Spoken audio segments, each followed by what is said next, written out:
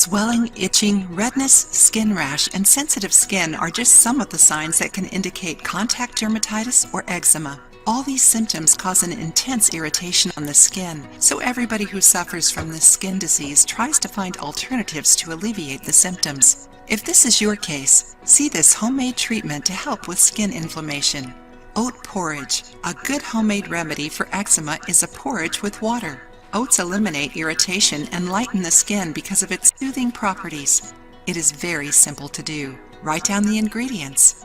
2 tablespoons of oatmeal flour, 10 ounces of water. Dilute the oatmeal flour in cold water. Once it is diluted, mix it with a little bit of hot water. The resulting mixture must be applied over the affected area 2 times a day.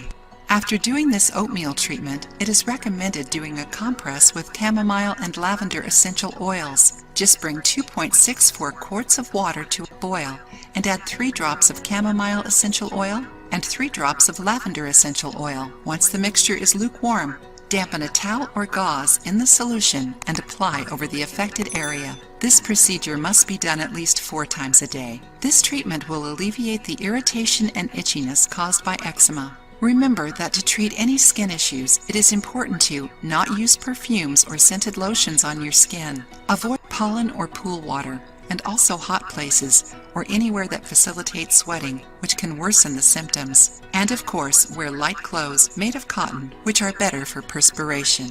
Besides that, your showers should not be too long or too hot because it can dry your skin. Use a soft towel to dry your skin and moisturize daily. It is important to keep doing this even after the symptoms are gone.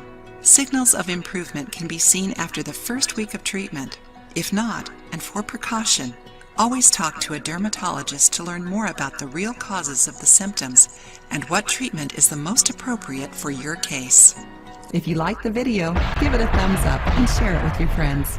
For more recipes and tips, subscribe to the channel.